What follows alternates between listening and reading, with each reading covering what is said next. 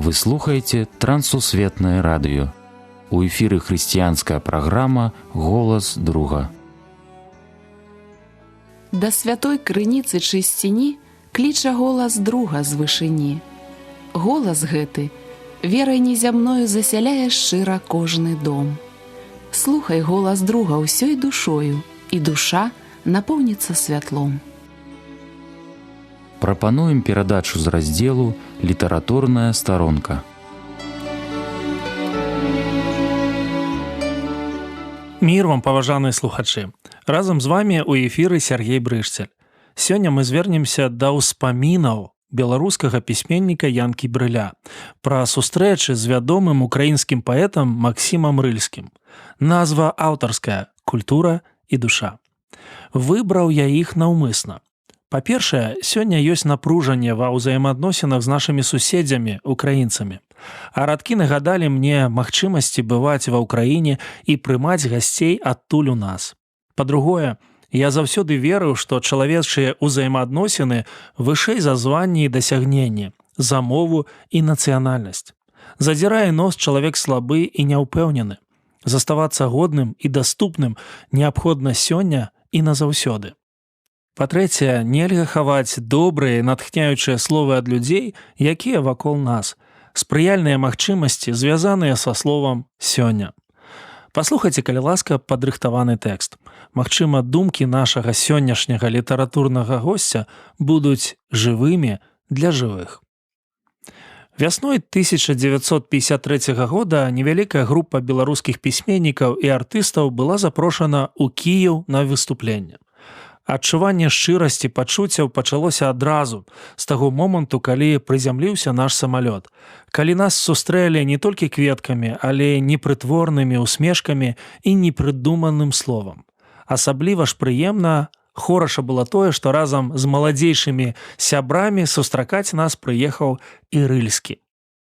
Анатолію Вялюгіну і мне пашанцавала. Максім Тадеевіч запрасіў нас у сваю машыну.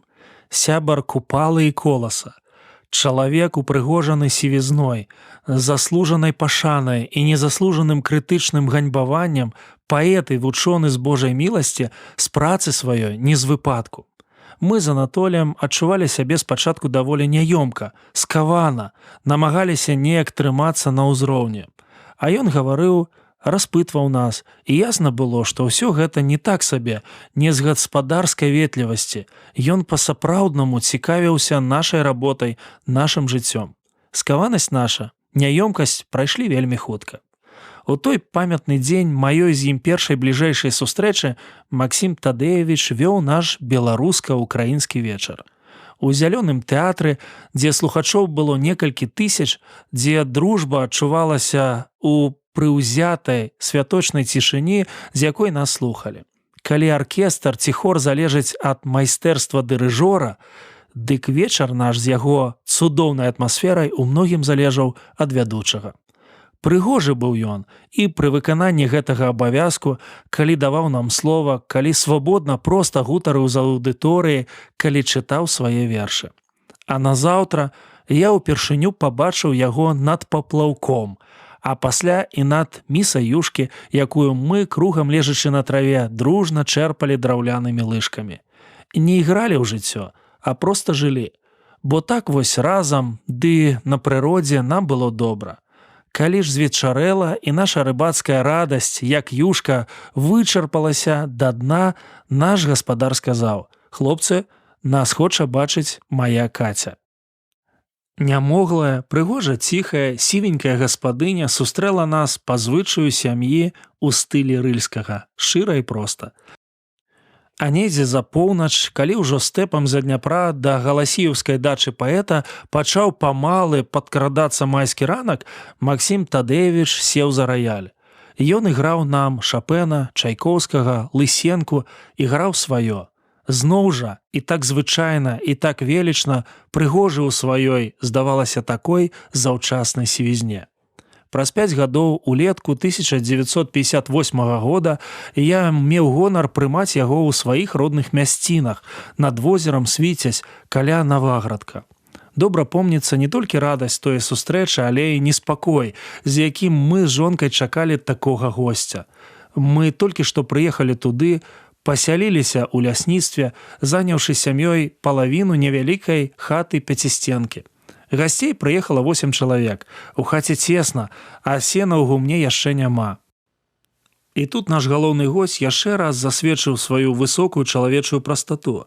Супакоіў нас тым, што ў цеснаце і сапраўды не ў крыўдзе. Мы весела размясціліся на хутарку лясніцтва, тым больш, што чэрвеньскую ноч амаль зусім скараціла бяседа. Максім Рыльскі не толькі любіў і ведаў Адама Міцкевіча, ён вельмі многа зрабіў для таго, каб слова польскага генія стала набыткам і ўкраінскай культуры.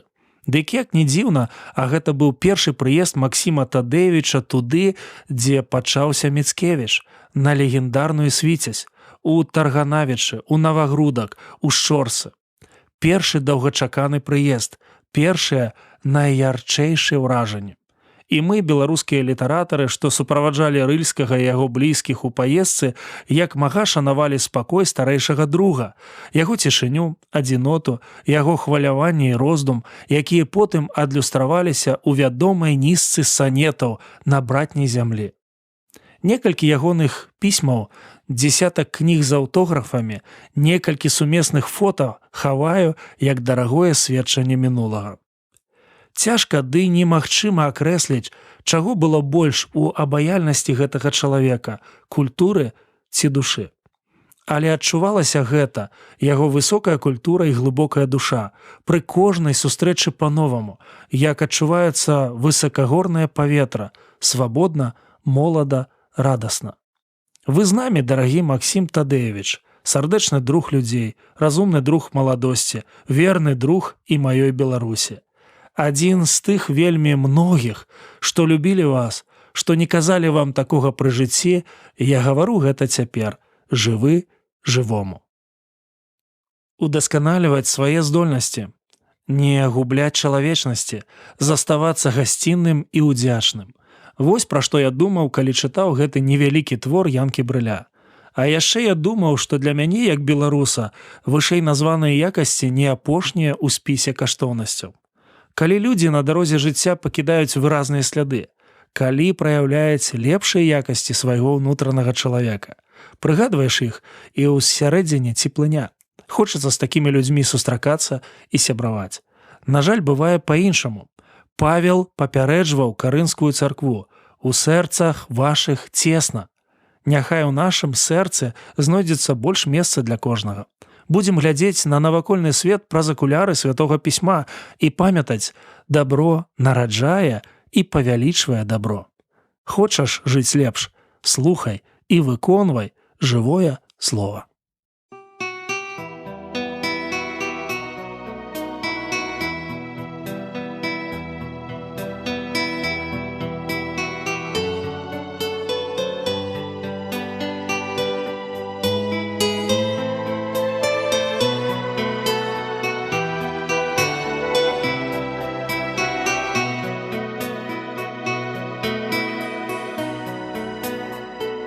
Все будет иначе, иначе, иначе. Я только прошу тебя, жизнь повторись.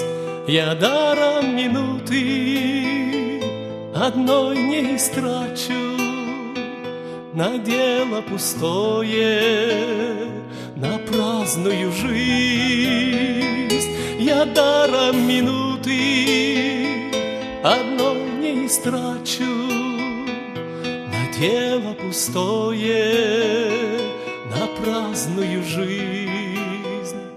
Теперь ни единого грубого слова я ближним своим никогда не скажу. Все ж буду стремиться достигнуть с любовью и вслед за тобою, Спаситель, иди. Все ж буду стремиться достигнуть с любовью и вслед за тобою, Спаситель, иди. О, жизнь, повторись, я теперь по-другому пойду по нелегкой дороге своей. О, жизнь, повторись, я теперь по-другому пойду по нелегкой дороге своей.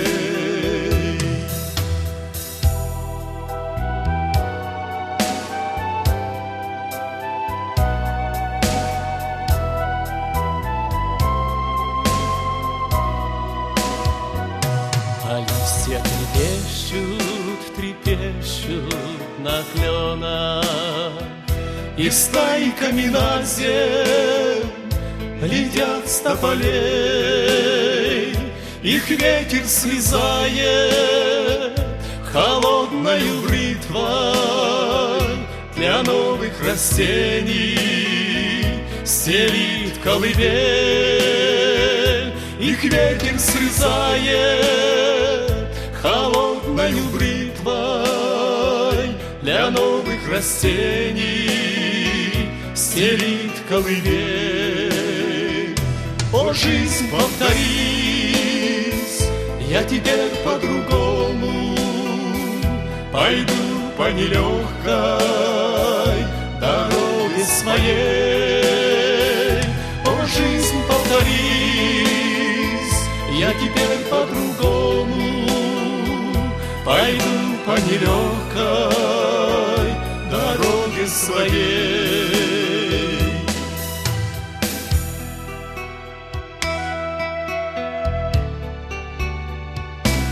Движется жизнь, не прощая ошибок, она только раз доверяет тебе. Проходят года, не печалься о них ты, лишь был бы Христос в твоем сердце всегда. Проходят года, не печалься о них ты, лишь был бы Христос в твоем сердце всегда.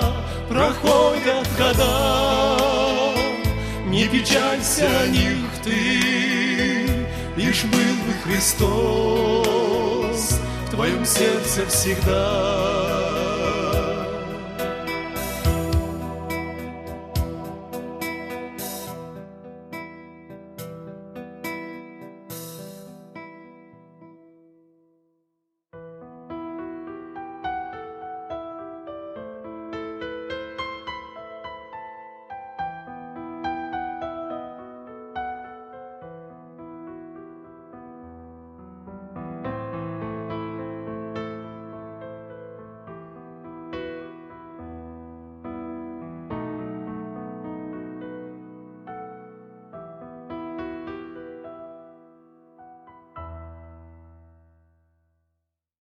На гэтым наша сённяшняя перадача завершана. З вами быў Сергей Брышцель.